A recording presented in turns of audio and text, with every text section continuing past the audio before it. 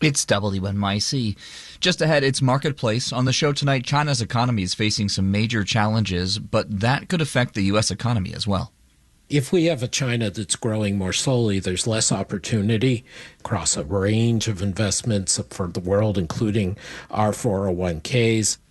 A look at what is weighing down the Chinese economy. That is on Marketplace coming up next at 6:30. At 7 o'clock tonight, it is Ask Governor Murphy, our live call-in special with New Jersey's Governor Phil Murphy. That's at 7 o'clock. You can live stream everything, too, at WNYC.org. It's 37 degrees right now. The temperature will dip below freezing once again tonight, probably lows around 28. It's 6:30. Support for WNYC comes from Abramarama, presenting The Ark of Oblivion. From executive producer Werner Herzog comes a documentary about the strange world of archives, record-keeping, and memory. Opens Friday at Firehouse Cinema. TheArkOfOblivion.com. WNYC. Independent journalism in the public interest. 93.9 FM and AM 820. NPR News and the New York Conversation.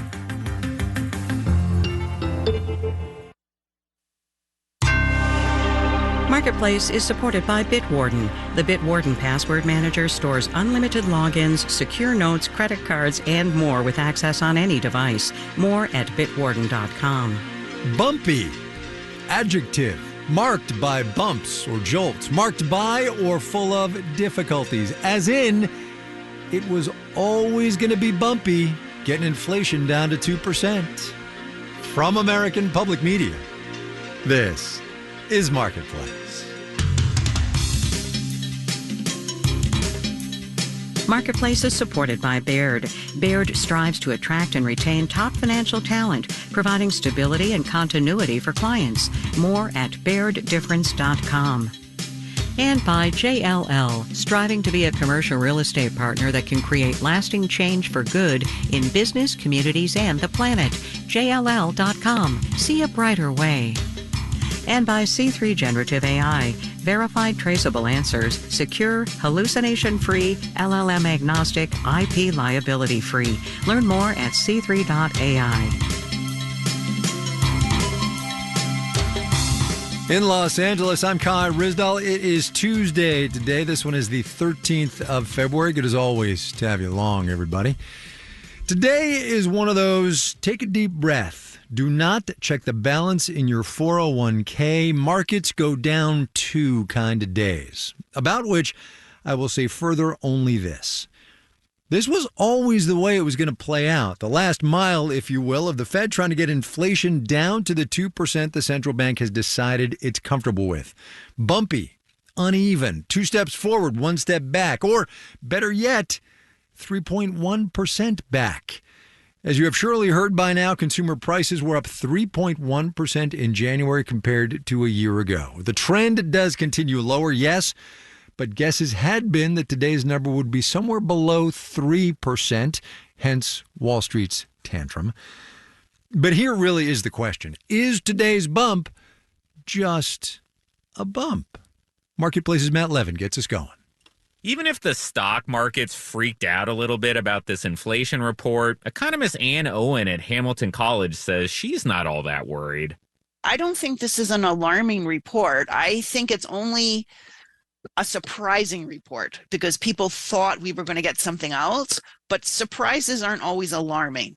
So sure, it would have been nice if core inflation, that's inflation without volatile energy and food prices, if that came in lower than 3.9% year over year. But a lot of that core inflation is how the CPI calculates shelter costs, which lags behind what's happening with real rents. Stephen Juneau is an economist with Bank of America. We should see shelter inflation moderate over the course of this year. We've seen asking rent inflation really cool off. If there is anything to be truly worried about in the data, it would be in the services sector outside housing. Veterinarian prices were up nearly 10% year over year. Accountants and tax preparers up 11%. Olusunolo with Fitch Ratings says a lot of that is wages. You also have to remember that we still have a tight labor market. Unemployment rate is still at 3.7%. Sonola says wage inflation is partly why J. Powell and Company may keep rates higher for longer. The pipe dream of a rate cut in the next few months is probably gone. Sonola likens fighting the last mile of inflation to a certain type of horror movie. The zombie that refuses to die. The inflation zombie is not the threat it was, but it's still out there somewhere. I'm Matt Levin for Marketplace. Zombies are bad. Very, very bad. You know, we could slice and dice this morning's CPI data every which way. We won't, but we could. One of the line items that did catch our eye, though, was baby food and formula, up 8.7% from the same time last year, which is to say nearly 3 times the overall rate of inflation. The catch, of course, is that baby food and formula, if you need them, aren't really things you can just do without. Inelastic demand is the phrase you're looking for here, as Marketplace's Stephanie Hughes explains. Inelastic demand means regardless of how the price of something changes, you basically buy the same amount. That's according to Stephen Blitz, chief U.S. economist for Global Data TS Lombard. I met him outside on a street corner in Manhattan so he could point out goods with inelastic demand. He pointed to all of the people driving. Gasoline, you commute, you drive, you take your kids to school, and your demand for that is inelastic to the price. Other things with inelastic demand? Food, medicine, even coffee. If the prices of those things go up, people just suffer. Tal Gross teaches managerial economics at Boston University.